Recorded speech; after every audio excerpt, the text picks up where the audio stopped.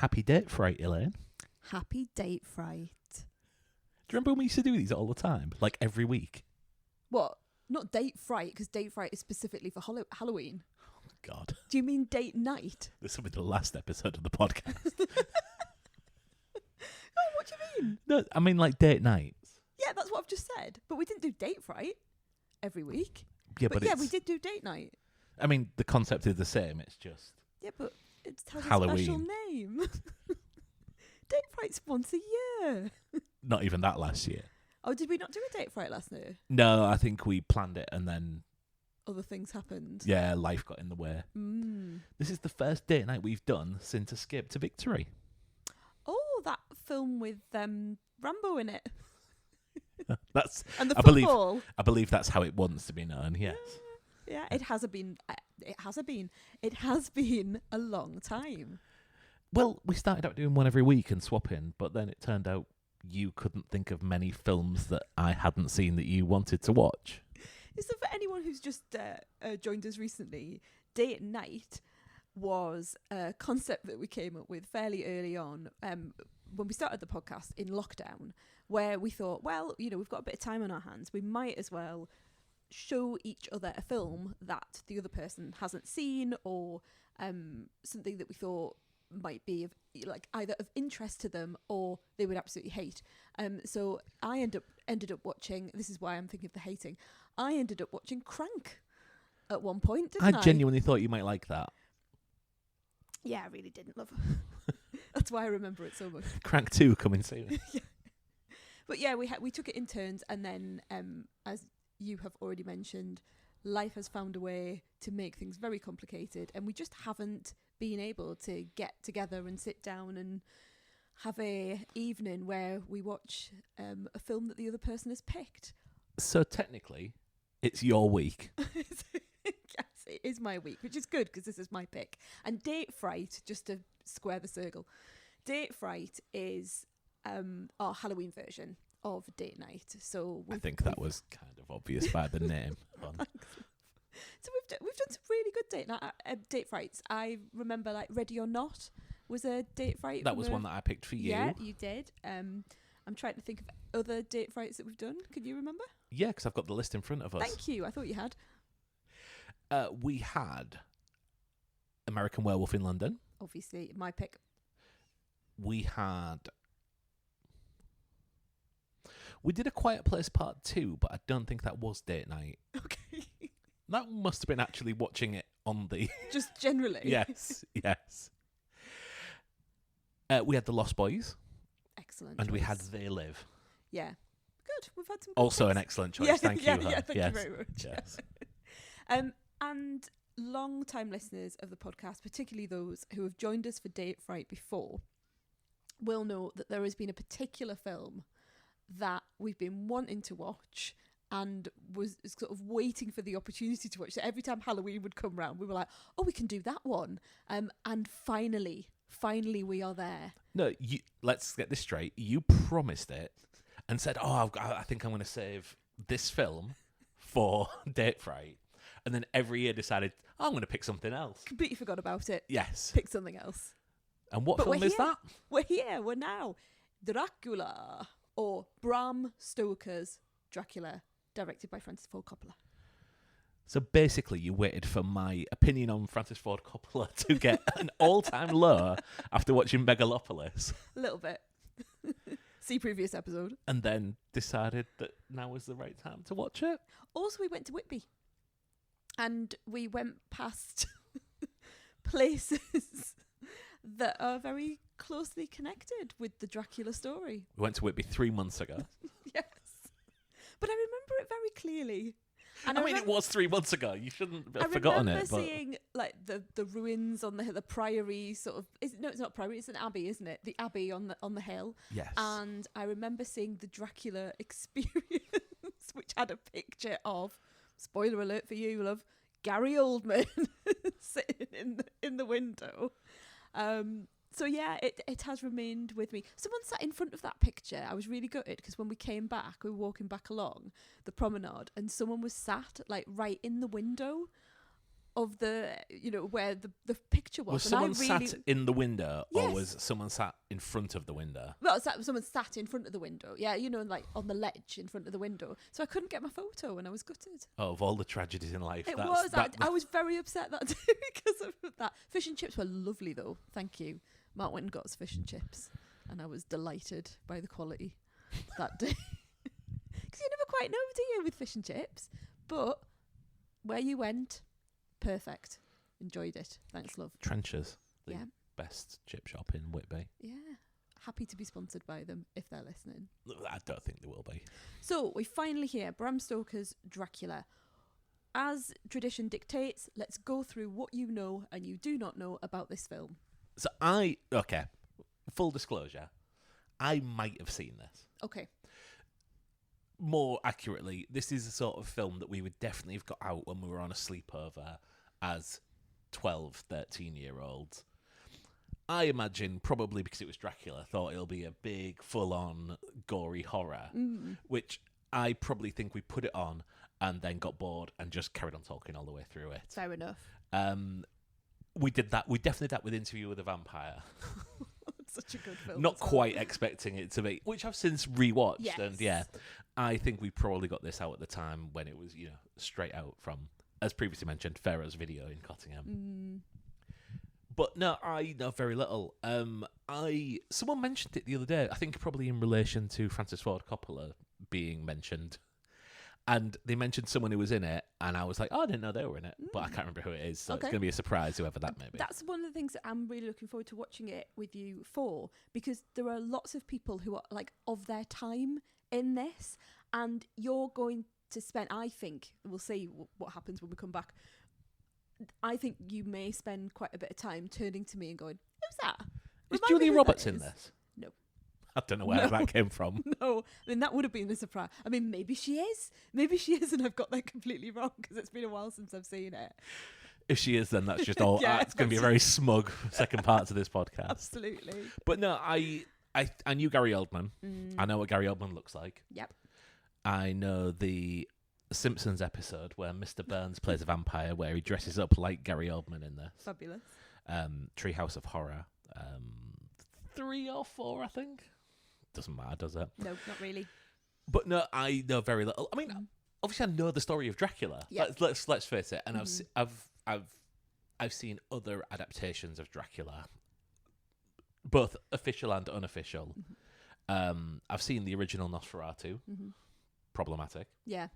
Um, And then there's a new version of Nosferatu coming out soon that Robert Eggers, is that the right? yes. Yeah. Is doing, which I'm really interested in because I've seen the trailer recently. I was really ill a few weeks ago and I spent my whole day being ill just watching trailers. I feel like I've seen every trailer for every film coming out. And The good news was that you didn't moan about being ill. So I was so good. You weren't. No, I wasn't. I'm not very good at being ill.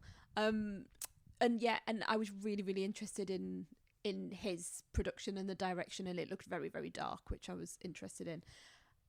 I think this is a fascinating film in terms of analysis. And once we've watched it and come back and have a chat, we can talk about that a bit more.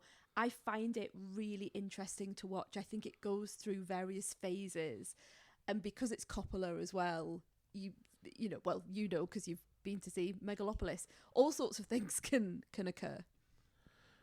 Is it like True Blood? No. Are you going to spoil this for me as well, like you did True Blood about every other episode that I watched? No, it is not. It is not like True Blood. Oh, is she the fairy? Right, cross that one off. I've not got to that episode yet. Oh, love. you've not mentioned that for quite a while. No. I haven't spoiled anything about this film. Is it like Twilight?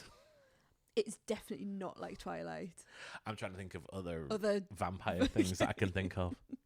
No, that's basically it. That's basically all I know. Oh, well, good. I think that's a really good position to go in with. And actually, on that basis, I'm really looking forward to watching it with you. And when we release this episode, this will be available on the iPlayer, we noticed. Oh, yes. Yeah. So we're recording it ahead of time so that we can get it out for Halloween. But yeah, we were looking to see where we could stream it. And it's on the iPlayer, but not now. Dead handy, innit? Yeah. Rental, here we come. Yeah. Their names are legendary.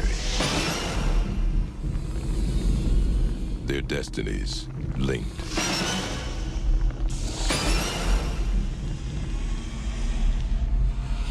An ageless myth meets an uncompromising master.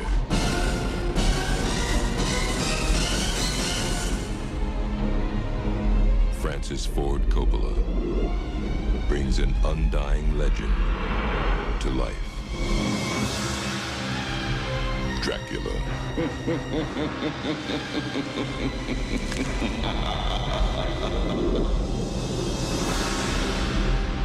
Beware.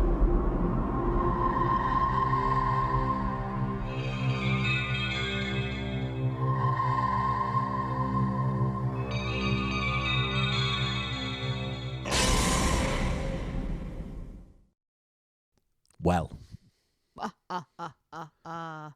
I'm Dracula. I am an old man. I am a young man. Sometimes I'm a werewolf, and then I'm a bat. Mark has said to me, Mark has done a pause. He's done that thing where he's like ready to speak, but he's thinking about it. Mark has just said to me in the kitchen before we started this, there's a lot of things to say about Bram Stoker's Dracula as seen by Francis Ford Coppola. Are you ready? October has not been a good month for Francis Ford Coppola's legacy in my mind. I'm really confused because halfway through this film, as we were reaching sort of the zenith, I started to think, I don't remember anything about this. Like, genuinely didn't remember the second half of that film. And it got steadily worse, I have to say. I mean, there's a lot going on here, isn't there? I don't think it's a bad film. No, it's very of its time. I felt it was very 90s. It feels very much in your oeuvre of campy, yes, mid 90s, early 90s, gothic. Yes, actually, you know, it kind of fits in with the Joel Schumacher Batman and Flatliners, I guess. Oh, you're right. Yeah, it is. Yeah, it's a bit like, you know, the Lost Boys. There's a bit of that. There's certainly a bit of that in there. Yeah, I feel a bit better now because I think in my mind I had lifted it into this very. I mean, it's very stylish, but this really highfalutin film. This very intellectual and stylish film that I clearly haven't seen for quite a long time. But it's like a 90s film trying to be an earlier Hollywood. And I think that he was trying to reach towards sort of almost like the Charlton Heston-y type films of yore. And I say reach. There's one thing that Francis Ford Coppola's reaching for in this, and it's not. Oh, yeah. I mean, do you want to talk about that now, or should we save that for later? Let's talk about the gratuitous nudity that's in this film. I mean, if there is a tit that could be on display, it probably was. There was a lot of, a lot of boobs. There is, I imagine, and I don't want to sully the no, he's not dead, is he? No. Who? Francis Ford Coppola. No, he's just dead to you, darling. Yes. It's Well just done. dead to you. Well done. I capped off to that. I don't want to cast aspersions on him, but I imagine. Is it Sadie Frost that we established was?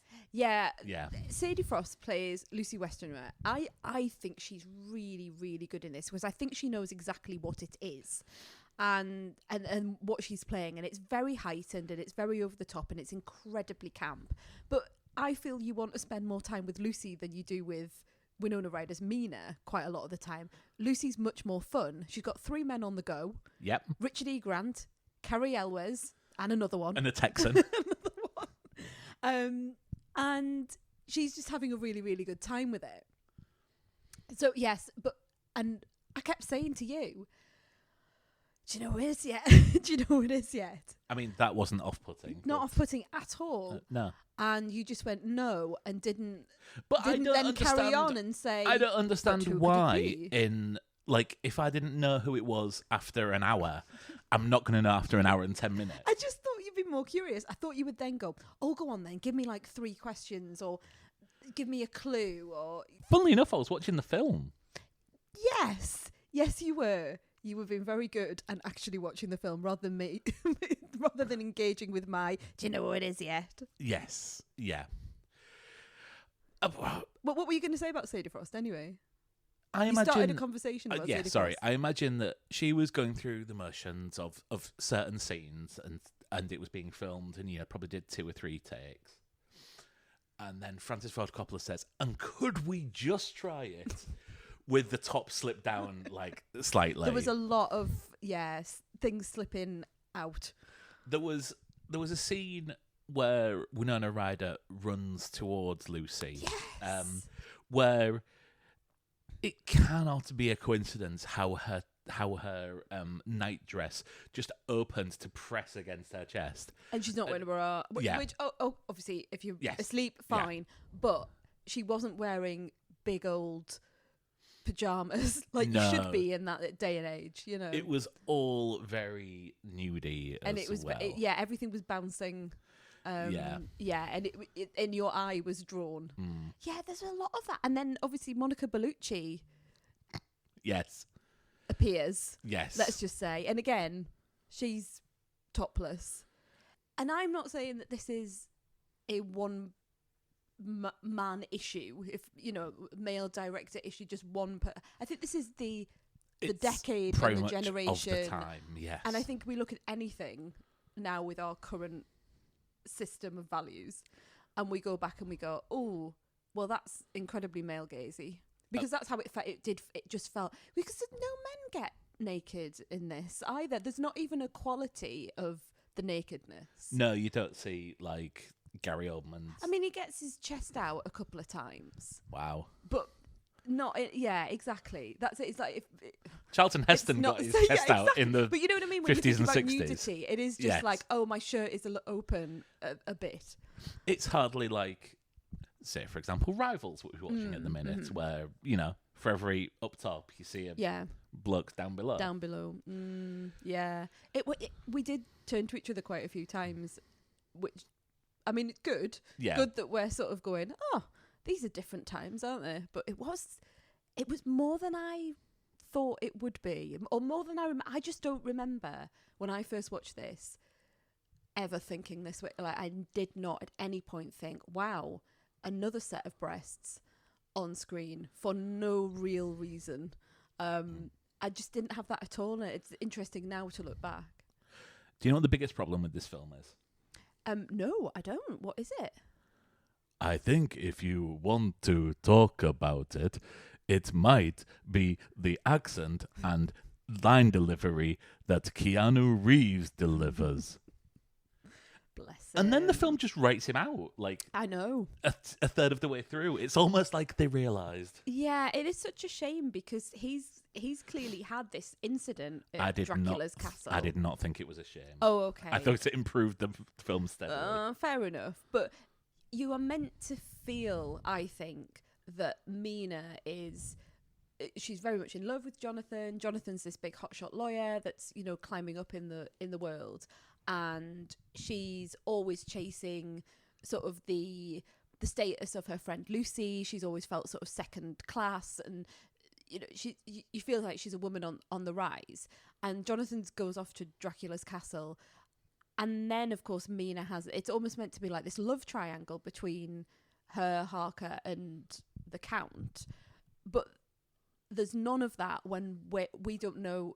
Jonathan's up in the nuns' sanctuary. Yes. You don't see him getting better or not getting better. You don't see him sort of longing for her, and that would have added more to, when she's sitting down with the Count having dinner, it would have been good to go back to Jonathan and be like, oh, he's thinking about her, and then you feel more sort of like, oh, she shouldn't really be doing that. That's, this is not what she's meant to be doing.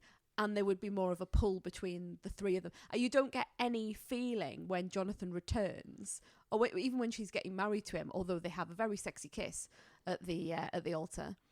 It was a little bit too that much. we said was just a bit Absolutely too much, yeah. Such Puritans. It's like, you just don't need to go that far, really, do you? You just don't feel that she's drawn in any way or pulled in any way between the two of them. You just kind of feel like as soon as, the Count's, even when he's like a big old bat, she still wants to spend more time with him. Even when, I mean, look, if I ever kill one of your best friends, I hope you are as forgiving as Mina is. Well, yes, this is, like, I mean, she bashes on his chest and goes a bit wild for a moment, and then he cuddles her, and it's all okay, because that's, how you deal with that. Equally, if I'm ever locked up and tied down by Monica Bellucci, I hope you're you're forgiving. At one point, Anthony Hopkins Van Helsing, which we will come on to talk about, but Van Helsing has a real go at Keanu Reeves' Harker, doesn't he? Infidelity. Your infidelity. And it's like, hang on a minute. And he's talking about like the disease and always like venereal disease, is essentially what he mentions later on. And it's like, oh, so you had these women fooling around with you, and with the witches of Satan or whatever it is that he says, the whores of Satan, blah blah blah. Sounded like he went to Benidorm for a weekend, and No. And then Mina's just sitting there, having had this like emotional affair with this random man she meets in the street. Yes, and he's not saying anything to her. I mean, obviously he doesn't know, but. I think she's the more guilty of the two. I feel Gary Oldman's London costume was responsible for a lot of those stupid mid-2000s pickup artists that you saw who read the game and put on some nail polish and a top hat and hung around clubs. And a pussy bow sort of blouse. And negging girls thinking that it was going to get them anywhere. I mean, it is very stylish. I mean, I know I used the word earlier, but it is very stylish. And I do really love the costuming. I do love that throwback to those old gothic horrors and thrillers and, the castle. Even, right from the beginning when he is, in his original form.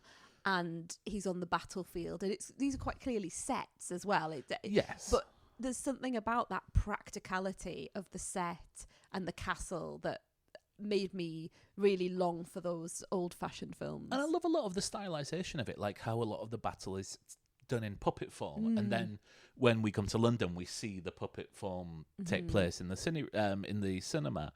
There is, when Dracula first arrives in London, some of that is told as if it was an old sort of cine reel from the time, which I thought was it's a stab, and I don't think everything worked in it, which is weird to say about the person who probably had the best run of 4 films ever from Man.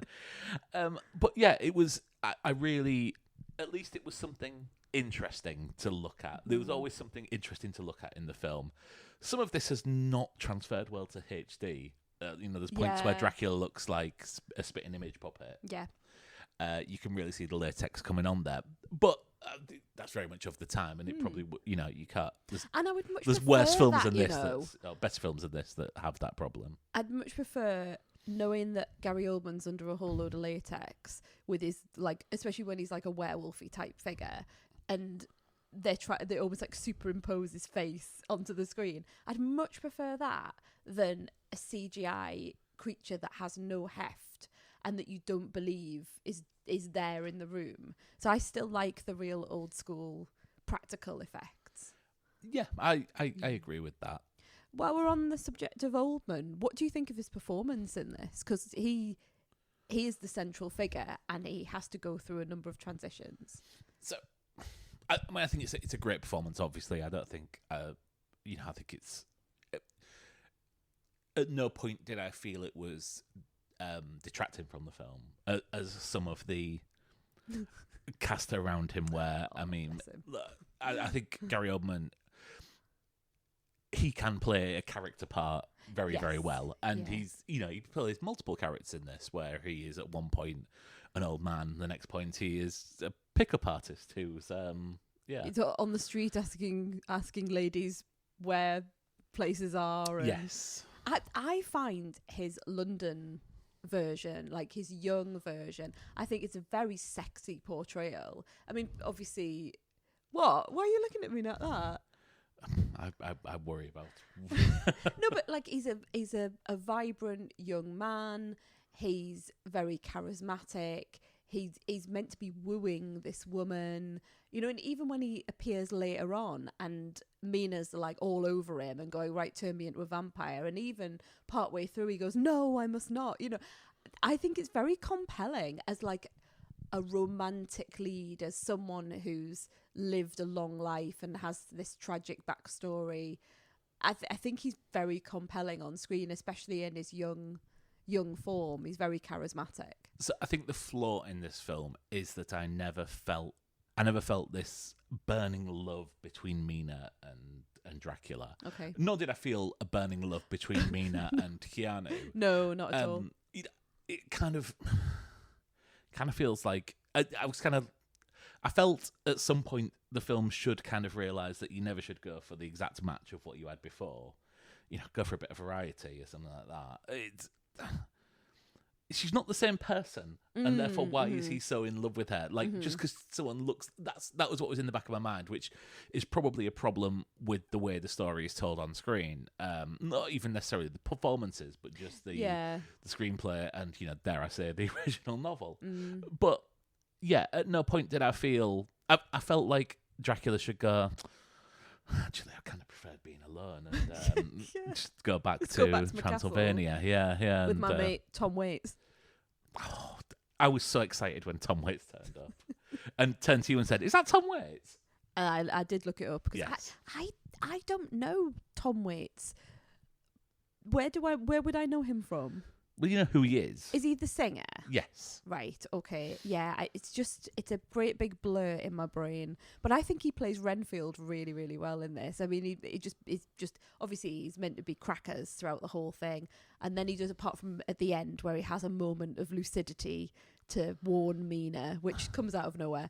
But I really like it. And what he reminds me of, because he's got his asylum costume, which is where they have the long arms that are like tied around the back, but sometimes it goes loose and he flaps like a bat, and that really reminds me of Jim Carrey in Batman Forever, because he does that, and I wondered if it was a direct reference to it, but I thought he played absolutely mad really, really well. He's a good actor for a singer. Yeah.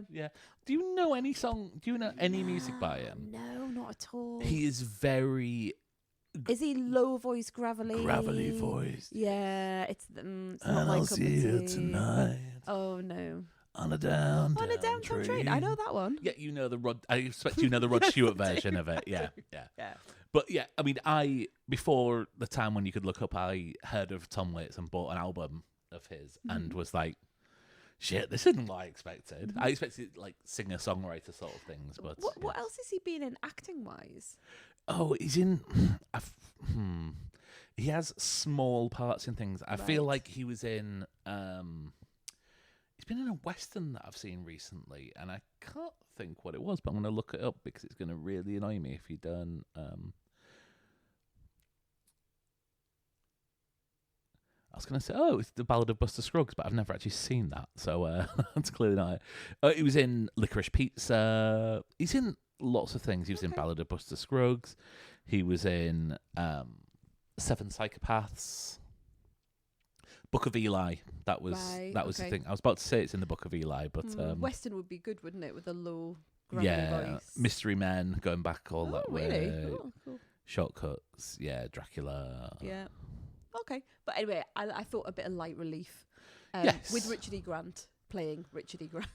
I mean, he very much is playing Richard E. Grant, isn't he? And I totally forgot he was in this, but I liked him as the Doctor, clearly with a bit of a morphine problem, and he linked it all together with the Lucy, the Renfield. It brought sort of the narrative together. Yeah. And then we have Anthony Hopkins. Sir Anthony Hopkins. I know. Tony. There's a problem here, isn't there? There is. In that, I mean, Anthony Hopkins is having a lot of fun in this. Oh, he's having a wonderful time. He's going big. He's going too big for the film. I don't think... But still, you wouldn't... I don't really judge him for that, because the film is big. Do you know what I mean? Yeah. It's just sometimes, I think it's because it's up who's he's up against. Yes. He's up against Reeves, who is not big, and Winona Ryder, who doesn't have much to do other than be very simpering, and at one point, I mean, and I found this quite problematic. At one point when she's like turning at the end and she's starting to seduce him, and then they end up having a kiss between Van Helsing and her, and I just thought, obviously there's an age differential here, and it just felt wrong. And it's like, why is she being asked to kiss all these fellas? Yes. Do you know what I mean? Yes. And she's a young woman, most of the time not wearing very much. And there was something about it that just, and we all know what it is, but there's something about it that made me just go, oh, do we have to? My biggest problem is in the third act, Van Helsing is just doing stuff without any explanation. So at one point, Monica Bellucci and her two little friends come out to attack him and Mina. And so he draws a circle of fire around him. Shouting, "This will protect This will protect us." Will it? Will it? At what And point when has this have been we- established? When have we Yes. established this? And it feels like these are either the stuff on the cutting room floor or Yeah. it's just, It's the way he jumps to Dracula as well. One minute he's sort of showing young men who are learning medicine Yes. about sort of venereal disease and diseases of the blood. And the next minute he's surrounded by a lot of candles looking at a book of Dracula going, it's Dracula. Like it's this huge leaps, isn't it, with his story? Yes. And I agree. I think there's just little links missing. But I mean, look, it's a fun performance. Oh, it is fun. And I really enjoy I it. was never bored when he was on screen. Absolutely not. I mean, there is a lot wrong with the third act of this film. So I'm gonna just say, because this film just fucking ends. Yes, I didn't remember that either. I was waiting for something else to happen. There were so spoilers for this film. Honey, we really don't need to say that at this point. So Mina goes into the castle with Dracula, and everyone's like, "Well, later, see you later." Then she kills him, and then we get directed by Francis Ford Coppola. There was no coda at all. No, like what happens to her? Yeah, because What happens to Harker? Because his hair's gone really, really grey, and it's like, is he aging prematurely? Is he going to be better now? Because in the lore is that if you kill the main vampire, you are cured. Yeah, But they've just left her in a castle with wolves all around the place. And I agree. Yeah, it was. Yeah, it's an odd ending. Whereas, like in American Werewolf in London, there's a sudden end that makes total sense to me, and the music and but in this just was like, oh, we finished. We finished the story. Yeah, I was quite shocked when we got the credits and wanted some like mid-credit sting of like her coming home going. Yeah. Oh, that was Bit awkward. That was a funny time I had with that count, wasn't it? That man who picked me up on the street. Yes, and took me to the cinema. Oh. When we met at the cinema, we never got through all this stuff, did we? No, we were much simpler. But then we did have to sit through What, Cloud Atlas, yeah, which was probably... I enjoyed Cloud Atlas, and I will never feel sorry for saying that. I've got some notes. Okay. Which you're going to read? Yes, just go through one by one. I do love in the introduction, the falling superimposed over the suicide letter. Like, we saw original version of Winona Ryder falling. Elizabeth. And then when they read the suicide note, Francis Ford Coppola felt the need to superimpose the film of her falling over the just in suicide case we note. didn't get it. I've got gas ring entrance from when Keanu goes into the castle, and it looks like some gas rings have been turned on behind and him. That comes back. Yeah, some sort of rings of light. Yes. But it never gets sort of established what that is. Power of evil, maybe. The picture of Dracula in his castle looks like Bradley Cooper. Oh, really?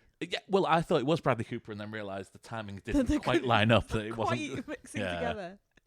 The Shadows, which explains a joke from The Simpsons, which we have since watched. Like just afterwards, we put on the thing that explains a joke of why Mr. Burns' shadow does like yo-yoing and Do you want cat's to cradle explain and that? stuff. You're going to have to explain that because you've I don't have to. What needs explaining? Well, for people like me who haven't seen this Simpsons short that you made me watch. So yeah, Mr. Burns plays Dracula in his castle in Pennsylvania. Good joke. And as he is greeting the Simpsons into his house, his shadow, like in the film, does other things, but in the background it's doing like playing with a yo-yo. So when you saw that originally, did you know that was from? Oh no. Well, yeah, I knew the reference that he was dressed like Bram Stoker's, like Gary Dracula. Oldman. Yeah. Old Gary Oldman. But I didn't understand the reference of the shadow moving by itself. A bit of a move here, but to the third act or the second act anyway. When Keanu's escaping from the castle, you see him like crawling along a ledge. Yes, I saw you write this down when this happened. I saw you get your phone and then he moves on to another bit of the roof, and he slides sideways. Yeah. It's like what's the thing? Is it Escher? Is it who does the? Oh yeah, the funny pictures that are upside down. And then he breaks out, and I feel like he's going to see red and find a rock that has no earthly business to be there, because it's very reminiscent of the Tim Robbins escaping in Shawshank Redemption. Yeah, but line, it feels like Keanu was cut out of this film. This is not a bad thing. Feels like you went for something that looks like what you had before. That never works. And then weird ending. Weird editing. There's a lot of headcanon and shit that just works because it does around Van Helsing. Not the best role for Quincy the Texan. Oh, yeah. He doesn't have a lot to do. Yeah, he doesn't have a lot to do. This ending sucks. Coda, ? is my notes. I don't hate this film. Yeah, no, obviously. Yeah, I like it, but in a very campy sort of 90s way. I think a lot of the time I'm laughing at it rather than with it. Yes, and I think it's a film that when you're watching with someone, I think it's enjoyable as a film with a mate or a couple, or it was really fun to watch it with you. I think if I was sat by myself, I'd be thinking, "Ooh, this is taking some turns," and I've got no one to sort of like do a bit of a chuckle with, or a side eye, or listen to someone sigh, or ask if I know who Sadie Frost is. Yes. Yeah. Do you know who it is yet? Do you know who it is? Yeah. I'm glad we've finally seen it, because it has been a long time coming. So, can I ask a question about the wolf that ravages Lucy? Yes. I mean, you can. I don't know if I'm going to Is know that the answer. meant to be Dracula? Yeah. Oh, yeah. That's it. Yeah. Because at one point he looks up and he sees not Lucy. He sees Mina, and he says, "Oh, don't see me." He doesn't want her to see him like that. I think the idea is he comes over on the ship on the Demeter. I never know whether to say it's a Demeter or the Demeter. Anyway, the ship that he comes over to Whitby, although not Whitby in this. He comes over and he's got all of his his gravel and his soil and everything, and then he needs to regenerate. And I think this is almost like an in between from the oldie man to, or maybe he hasn't had enough to eat, so he's now in sort of this other form. I don't know. He's in a wolf form, and then he's in a bat form later on. I don't really understand. And why does he age in this? Because if True Blood's taught me nothing, and it has taught me very little, it's that Eric doesn't age. He's very old. And I don't know.